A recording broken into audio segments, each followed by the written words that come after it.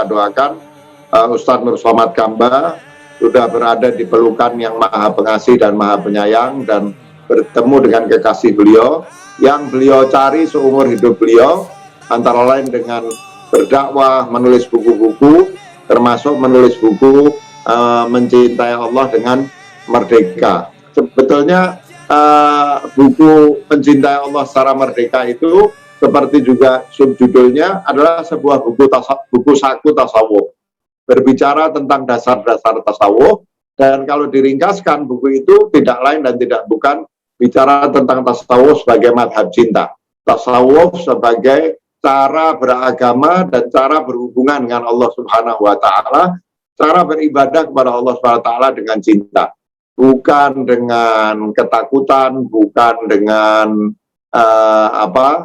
mengejar imbalan, ya, apalagi memanipulasi agama untuk kepentingan kekuasaan. Di bab pertama, Ustadz Nur Somad Kamba bercerita bahwa sejak zaman Nabi dan sudah muncul jelas ketika Nabi wafat dan belum dikuburkan, sudah tampak ada dua kelompok orang Muslim, kata Ustadz Nur Somad Kamba.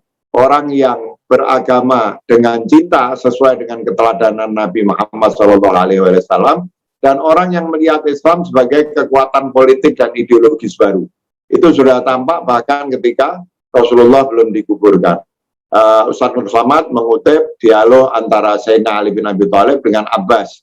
Abbas melihat peluang politik dan mendesak-desak supaya Sayyidina Ali minta agar diberi kekuasaan politik sebagai khalifah pengganti Rasulullah, tapi hal itu ditolak oleh Sayyidina Ali.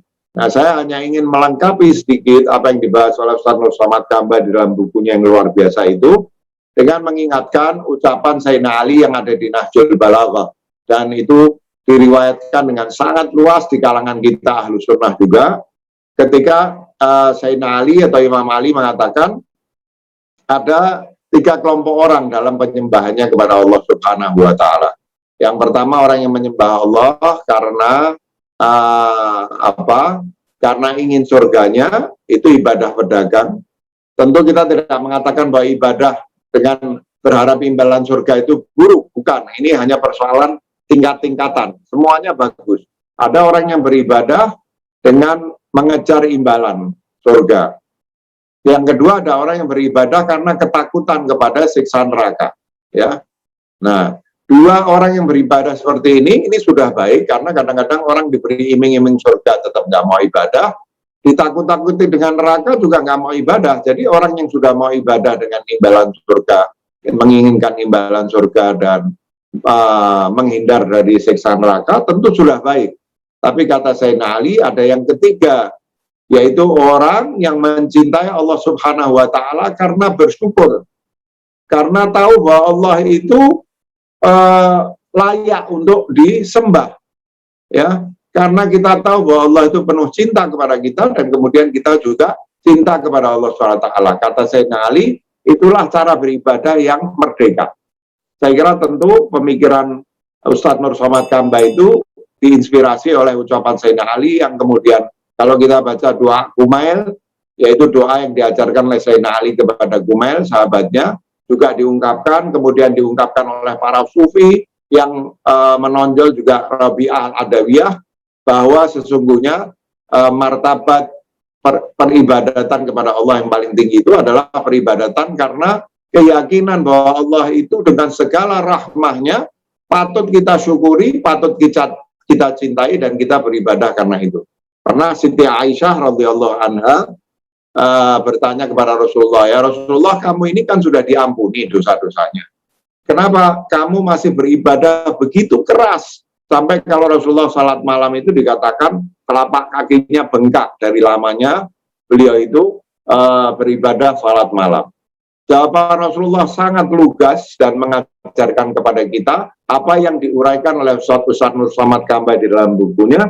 Rasulullah mengatakan, afala hibbu an akuna abdan syakura. Tidakkah aku ingin, tidakkah aku mencintai suatu keadaan di mana aku menjadi hamba yang bersyukur kepada Allah.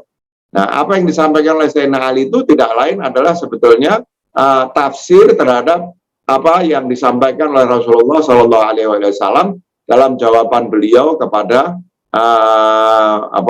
Siti Aisyah. Dan Sayyidina Ali mengatakan beribadah karena syukur, karena sadar bahwa Allah SWT penuh rahmah, bahwa Allah SWT layak kita ibadahi, itu adalah ibadah yang muncul dari cinta. Makanya Rasulullah mengatakan afala uhibbu an akuna abdan syakura. Dan kata Sayyidina Ali, inilah ibadahnya orang merdeka, bukan ibadah yang terikat pada keinginan mengejar surga, bukan ibadah yang terikat pada ketakutan pada siksa neraka, meskipun dua hal itu tidak buruk, tapi ibadah sukarela yang disebabkan karena sang abid merasa dia harus bersyukur kepada Allah, dia merasakan cintanya Allah, dan karena itu muncul cintanya kepada Allah Subhanahu wa Ta'ala sebagai Sang Maha Cinta. Kira-kira kalau saya ringkaskan, itulah buku yang ditulis oleh Ustaz Nur Somad Kamba, sebuah buku yang luar biasa.